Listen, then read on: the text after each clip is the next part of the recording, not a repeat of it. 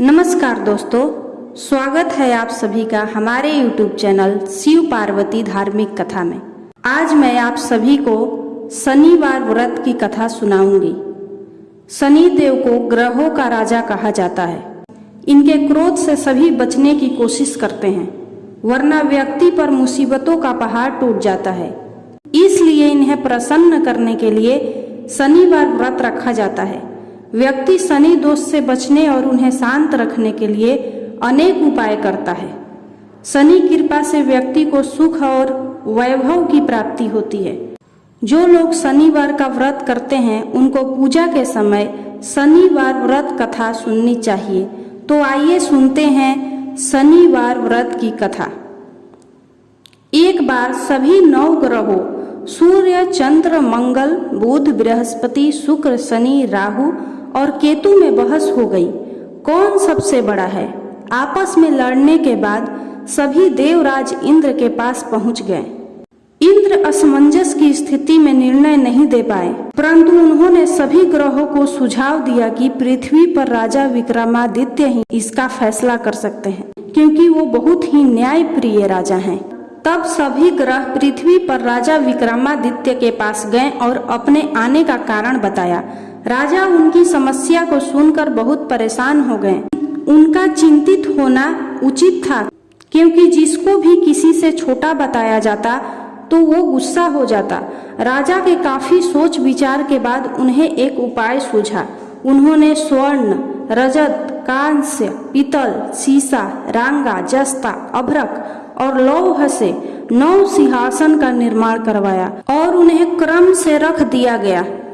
सबसे निवेदन किया गया कि सभी क्रमानुसार सिंहासन पर आसन ग्रहण करें।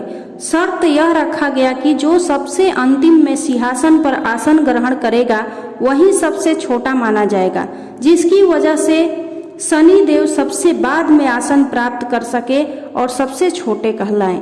क्रोध के आवेश में आकर शनि देव ने सोचा कि राजा ने यह सब जानबूझकर किया है।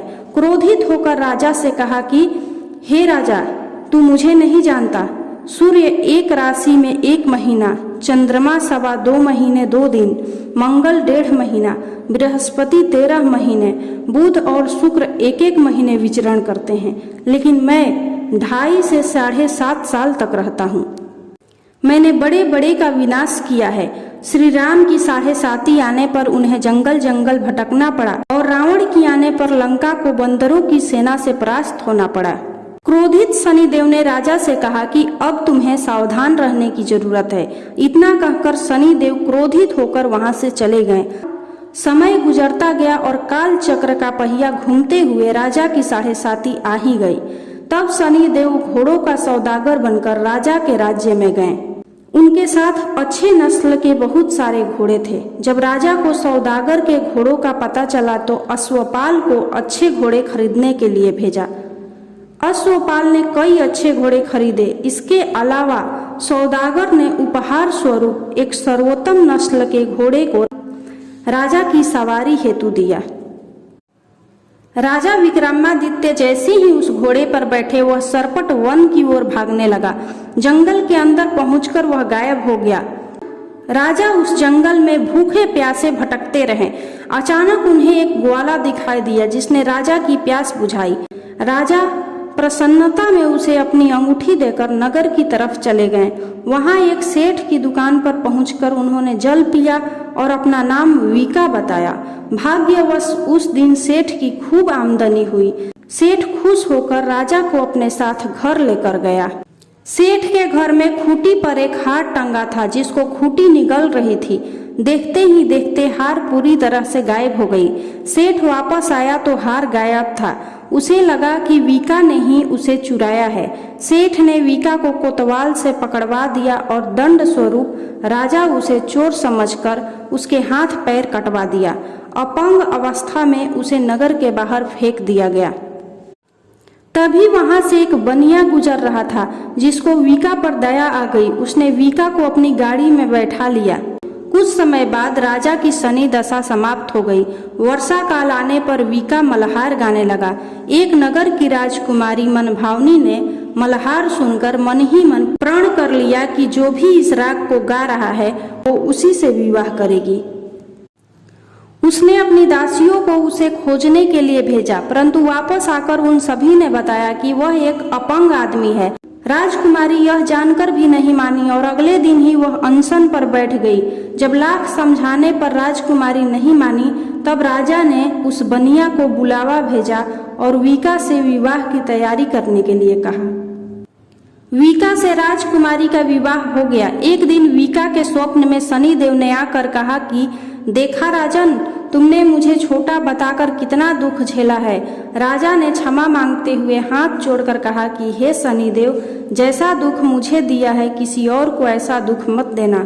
शनिदेव इस विनती को मान गए और कहा कि मेरे व्रत और कथा से तुम्हारे सारे कष्ट दूर हो जाएंगे। जो भी नित्य मेरा ध्यान करेगा और चींटियों को आटा डालेगा, उसकी सारी मनोकामना पूर्ण हो जाएगी।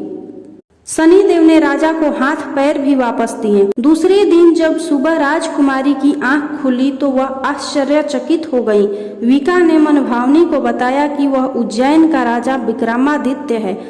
मनभावनी यह जानकर बहुत खुश हुई। राजा और नगरवासी सभी अत्यंत प्रसन्न हुए। सेठ ने जब यह सुना तो वह राजा के पैरों पर गिरकर क्षमा मांगने लगा।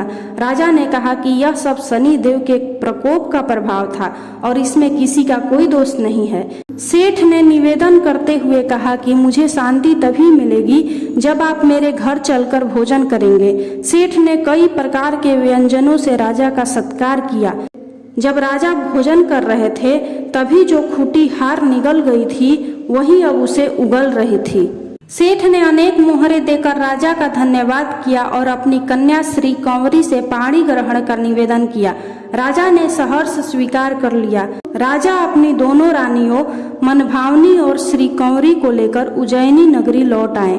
सारे नगर में दीपमाला और खुशी मनाई गई। राजा ने घोषणा करते हुए कहा कि मैंने शनि देव को सबसे छोटा बताया था, लेकिन असल में वही सर्वोपरि हैं। तब से सारे राज्य में शनि देव की पूजा और कथा नियमित होने लगी। सारी प्रजा के बीच खुशी और आनंद का वातावरण बन गया।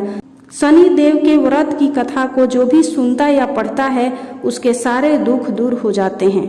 यदि आपको यह शनिवार व्रत की कथा अच्छी लगी हो तो कमेंट बॉक्स में शनि देव की जय जरूर लिखें।